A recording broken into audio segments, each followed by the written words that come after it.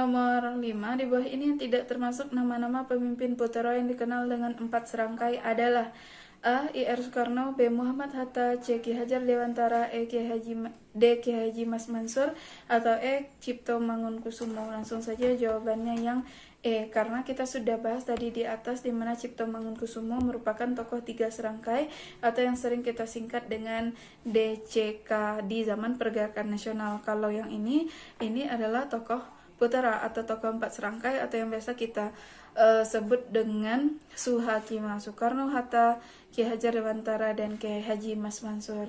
Nomor 6 ya. Penduduk Jepang di Indonesia diawali dengan kota Tarakan pada 11 Januari 1942. Selanjutnya Jepang menduduki Minahasa, Balikpapan, Ambon, Pontianak, Makassar, Banjarmasin, Palembang, dan Bali. Alasan Jepang memilih Tarakan sebagai pintu masuk ke Indonesia adalah A. Tarakan merupakan wilayah memisahkan kekuasaan Inggris dengan Belanda. Yang B. Tarakan memiliki kilang minyak yang dikuasai oleh perusahaan yaitu Royal Dutch. Yang C. Tarakan memiliki sumber daya alam dan kilang minyak. Yang D. Tarakan merupakan penghasil jarak terbesar di Indonesia yang dibutuhkan oleh Jepang dalam Perang Asia Pasifik. Atau yang E. menjadi pusat angkatan perang Belanda. Dari semua yang ada di soal, dari semua wilayah yang kakak sebutkan di soal, itu merupakan wilayah penghasil barang tambang atau minyak bumi yang berguna bagi Jepang untuk mensupport dia dalam Perang Dunia II. Jadi di sini jawabannya adalah yang C, yaitu Tarakan memiliki sumber alam dan kilang minyak. Nomor 7, organisasi bentukan Jepang yang terdiri dari atas anak muda yang berusia 18 sampai 25 tahun yang anggotanya mendapat latihan kemiliteran agar mampu menggantikan prajurit Jepang di dalam peperangan adalah A. Heiho, B. Kaibodan, C. Sainendan, D. Fujinkai, atau E. Putera. Nah, Putera itu organisasi politik. Nah, kalau militer sebenarnya itu Heiho dan Peta. Semi militer yang Kaibodan, Sainendan, dan Fujinkai. Nah, Kaibodan barisan pembantu polisi, Sainendan barisan pemuda, Fujinkai barisan wanita. Jawabannya yang untuk umur 18-20 adalah yang A, Heiho, dan kata kuncinya adalah pengganti prajurit. Oke. Nomor 8, salah satu bentuk mobilisasi massa pada pendudukan Jepang adalah pembentukan Tonarigumi. Kalian pernah dengar Tonarigumi, Jogolanfu, Keimin Bunkasidoso? Pernah dengar? Nah, itu istilah-istilah penting yang sering keluar untuk pendudukan Jepang. Dalam situasi perang, fungsi Tonarigumi adalah A. mengawasi aktivitas orang-orang Eropa yang bermukim di Indonesia, B. membantu petani mengolah lahan-lahan pertanian yang dianggap produktif, C. mengawasi komoditas perkebunan yang bermanfaat bagi kepentingan perang, yang D. memajukan potensi ekonomi di wilayah luar Jawa seperti Sumatera dan Kalimantan, ataukah yang E. mencegah bahaya serangan udara sekutu dan pemberantasan kabar bohong. Langsung saja jawabannya yang C, menghasilkan komoditas perkebunan yang bermanfaat bagi kepentingan perang. Kita lanjutkan nomor 9. Perhatikan kutipan di bawah ini. Untuk melancarkan usaha pergerakan Romusa dijuluki sebagai prajurit ekonomi. Pernyataan yang tepat yang sesuai dengan kutipan di atas adalah A. Romusa berperan penting dalam membentuk perekonomian Jepang. Yang B. Belanda akan memberikan upah kepada para pekerja Romusa. Yang C. Jepang akan menjamin kehidupan seluruh keluarga anggota Romusa. Yang D. Romusa menunaikan tugas suci untuk Perang Asia Timur Raya. Atau yang E. Romusa membantu Jepang menjaga kestabilan ekonomi. Jawabannya yang D. Romusa menunaikan tugas suci. Jadi Romusa dianggap tugas yang mulia, tugas yang suci, supaya orang-orang mau dijadikan sebagai Romusa atau pekerja paksa pada zaman Jepang. Nomor terakhir untuk yang tahap fase ini, nomor 10, perlawanan terhadap Jepang di Blitar pada Februari 1945 dipelopori oleh PETA, pasukan pembela tanah air. Latar belakang PETA melakukan perlawanan adalah A. kekecewaan PETA terhadap pembubaran organisasi politik Jepang, B. kewajiban sekere yang diterapkan oleh pemerintah Jepang terhadap tentara PETA.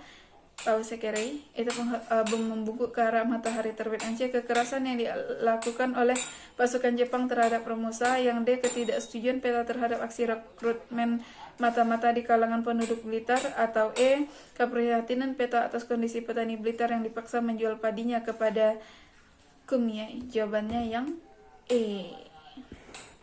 Oke, kita lanjutkan nomor 11. Perhatikan gambar tokoh di bawah ini. Tokoh ini melakukan perlawanan terhadap Jepang dengan cara: 1. Menjalin kerjasama dengan pasukan sekutu untuk melawan pasukan Jepang. 2. Mengirim mata-mata ke markas utama pasukan militer Jepang di Blitar. Yang C. Melakukan sabotase terhadap kawat telepon pemerintah Jepang. Yang D. Menyerang beberapa pos penjagaan Jepang di Blitar. Atau E. Mengambil alih markas utama pasukan militer Jepang di Blitar. Nah, di sini kata kuncinya nggak ada. Kita harus mengenal tokoh ini. Ini adalah Supriyadi. Nah, jadi kalian harus hafal wajah Supriyadi, wajah Bung Tomo, Muhammad Yamin, Soekarno, Hatta, Fatih Fasih ya, Amir Syarifuddin dan lain-lainnya. Jadi jawaban di sini yang D, menyerang beberapa pos penjagaan Jepang di Blitar, karena Supriyadi adalah pemimpin peta Blitar. Nomor 12, tugas KNIP yang dibentuk oleh Panitia Persiapan Kemerdekaan Indonesia atau PPKI adalah: 1. Sebagai badan yang dibentuk Presiden untuk mengatur daerah. B. Untuk mengatur rancangan anggaran dasar dan anggaran rumah tangga negara. Yang C. Mengatur APBN. Yang D. Mengatur partai-partai politik di Indonesia. Atau yang E. Untuk membantu Presiden sebelum MPR dan DPR dibentuk. Jawaban yang benar yang E.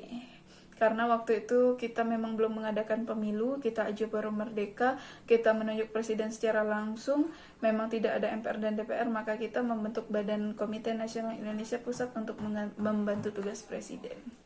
13. Sidang PPKI tanggal 18 Agustus 1945 menghasilkan keputusan: A. Dalam masa peralihan presiden akan dibantu oleh Komite Nasional. B. Membentuk DPR atau MPR seperti yang diharapkan oleh Undang-Undang Dasar. Yang C. Membentuk 12 kementerian dalam kabinet dan lembaga negara. Yang D. Menetapkan 8 provinsi sekaligus menunjuk gubernur. Atau yang E. Membentuk Komite Nasional. Nah, langsung saja di sini jawabannya yang A. Dalam masa peralihan presiden akan dibantu oleh Komite Nasional. Isinya yang hasil sidang yang lainnya tanggal 18 Agustus itu menunjuk presiden dan wakil presiden. Habis itu juga mengesahkan Undang-Undang Dasar yang membentuk 12 kementerian itu tanggal 19, membagi 8 provinsi juga tanggal 19, membentuk BKR itu tanggal 19, membentuk PNI sebagai partai tunggal juga tanggal 22 maksud teteh. Nomor 14 di sini ada gambar teks proklamasi ya.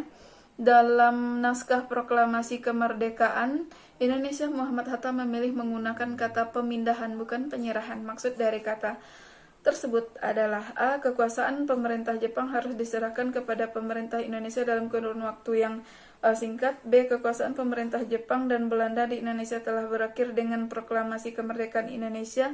Yang C. Kemerdekaan Indonesia berhasil diproklamasikan setelah pemimpin bangsa menyelenggarakan konferensi dalam waktu yang singkat. Yang D. Kemerdekaan Indonesia harus mendapat persetujuan dari pihak Jepang, Belanda, dan sekutu secara resmi dalam waktu yang singkat. Atau yang E. Kemerdekaan Indonesia tidak memerlukan persetujuan Jepang atau Belanda karena kemerdekaan merupakan hak setiap bangsa. Jawabannya adalah yang E. Tidak memerlukan persetujuan karena kemerdekaan adalah hak. Jadi tidak usah katanya itu pemindahan, jadi kita menggunakan penyerahan. Kenapa bukan penyerahan tapi pemindahan? Nomor 15, sidang pertama BPUPKI pada 1 Juni 1945 menghasilkan kesimpulan tentang dasar negara Indonesia. Setelah persidangan selesai, BPUPKI dinyatakan memasuki masa reses atau istirahat ya selama 1 bulan. Akan tetapi sebelum memasuki masa reses, BPUPKI membentuk panitia kecil.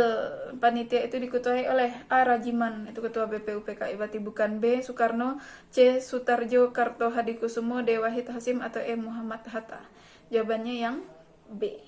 Yang pro kepada Jepang. Yang D. Naskah proklamasi disusun di kediaman seorang kebangsaan Jepang. Atau yang E. Soekarno menginginkan Indonesia merdeka menunggu pemerintah Jepang. Jawabannya yang C. Anggota PPKI dianggap sebagai anggota lembaga bentukan Jepang. Bener ya, PPKI adalah lembaga bentukan Jepang. Golongan tua juga sebenarnya menginginkan kemerdekaan itu kan dilakukan oleh di bawah organisasi PPKI. Sebenarnya Jepang kan sudah nggak mengasih tanggal itu tanggal 24. Nomor 17, di diplomat Indonesia yang diutus untuk menggalang dukungan negara-negara Timur Tengah untuk mendukung dan mengakui kedaulatan Indonesia dan mendapat pengakuan dari Mesir, Suriah, Irak, Afghanistan, dan Saudi Arabia adalah A. Agus Salim, B. Sultan Syahrir, C. Sumitro Joyo Hadikusumo, D. Lambertus Nicodemus Palar, atau E. Muhammad Hatta. Langsung saja jawabannya itu A. Agus Salim. Nah, dia yang dikirim karena dia kabarnya menguasai 4 bahasa. Jadi dia dikirim ke Timur Tengah untuk mengadakan kerjasama, bukan kerjasama juga, meminta pengakuan kemerdekaan kepada negara-negara di sana untuk mengakui kemerdekaan kita, karena tanpa pengakuan kemerdekaan dari negara lain, keberadaan Indonesia sebagai negara yang merdeka itu tidak sah, karena ada rakyat, ada wilayah, dan adanya pengakuan dari negara lain. Nomor 18, dukungan Mesir terhadap kemerdekaan Indonesia mendapat ancaman dari pemerintah Belanda. Ancaman tersebut berupa A. Penarikan dukungan terhadap Mesir terkait dengan penolakan persoalan Palestina di forum PBB. Yang B-nya pemutusan hubungan kerja Universitas Al-Azhar dengan Leiden. Yang C. Pemberhentian dukungan terhadap Mesir yang sedang melawan Inggris. Yang D. Penutupan kantor kedutaan besar Belanda di Kota Kairo. Yang E. Penghapusan perjanjian perdagangan di Terusan Suez. Jawabannya langsung saja yang A. Penarikan dukungan terhadap Mesir terkait dengan persoalan Palestina di forum PBB. Nah, itulah. Jadi Belanda itu menghalang-halangi negara-negara lain untuk mengakui kemerdekaan kita supaya dia bisa lagi berkuasa atas Indonesia, walaupun kita sudah merdeka. Nomor 19, India merupakan negara yang paling lantang mengecam agresi militer Belanda 21 Juli 1947 di Indonesia. Kecaman diwujudkan India dalam, bukan Indonesia tadi ya, India ya. A. Pelaksanaan Colombo Conference untuk menggalang dukungan terhadap kemerdekaan Indonesia. B. Penyampaian masalah kedaulatan Indonesia dalam sidang Dewan Keamanan PBB. Yang C. Pengiriman armada pesawat untuk membantu pasukan Indonesia melawan Belanda. Yang D. Pemberian bantuan beras kepada Indonesia akibat blokade pasca agresi militer Belanda 1. Atau E. Pendirian pemerintahan darurat Republik Indonesia di Kota Mumbai. Jawabannya yang B. Penyampaian permasalahan kedaulatan Indonesia di dalam sidang DKPBB. India memang tidak bisa memberikan pengakuan kemerdekaan kepada Indonesia karena India sendiri belum merdeka, tapi dengan adanya kita membantu India sebesar 20.000 ton beras waktu itu, India selalu pasang badan terhadap persoalan yang terjadi terhadap Indonesia. Itu salah satunya yang B tadi. Nomor 20, tokoh asal Palestina yang menyatakan dukungan terhadap kemerdekaan Indonesia adalah A. Hasan al-Banna, B. Muhammad Abdul Mu'in, C. Muhammad Zain Ahsan, D. Faris al-Qari, atau E. Muhammad Amin al-Husaini. Jawabannya yang E. Baik, adik-adik, sekian dulu pembahasan soal kita hari ini. Ini pembahasan latihan soal untuk ujian mandiri.